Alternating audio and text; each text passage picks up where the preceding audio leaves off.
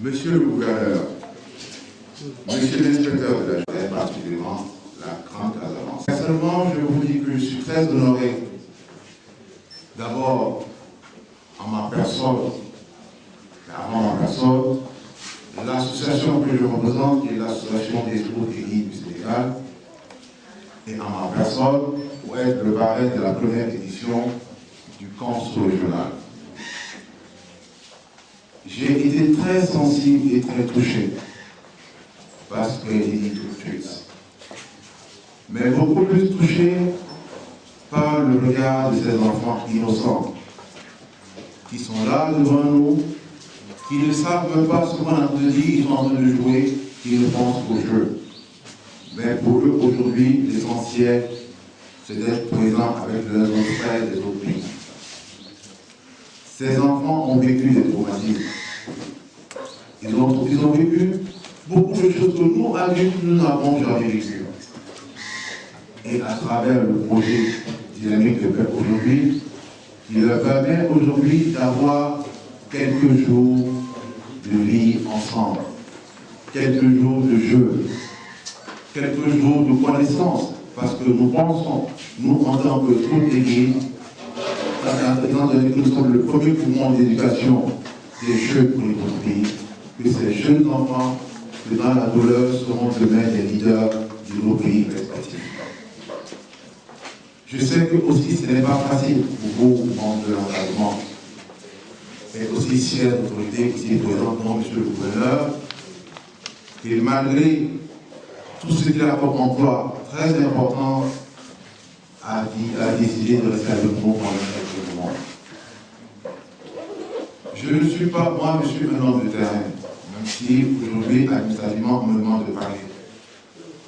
Ce que je veux vous dire, chers enfants, c'est-à-dire qu'aujourd'hui, regardez autour de vous, apprenez beaucoup de choses, voyez parmi tous ceux qui sont là, qui sera pour vous un modèle.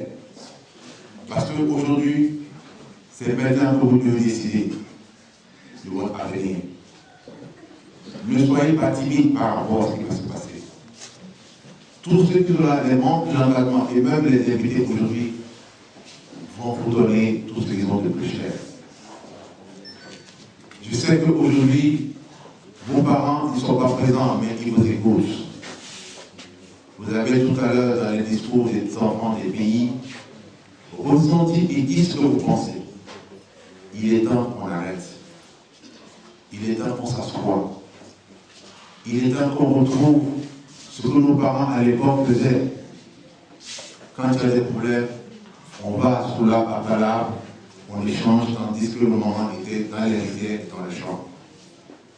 Il est temps que nous nous parlons, que nous arrêtons, que nous mangeons dans le même plat de riz, le tchèp habituel de notre plat national. C'est ce qui nous rapporte le plus par rapport à cela. Je pense qu'aujourd'hui, une fois retournez chez vous, dites à vos parents, de quel que soit le bord qu'ils sont, de tout laisser. De vraiment tout laisser et de revenir. Parce qu'aujourd'hui, vous souffrez.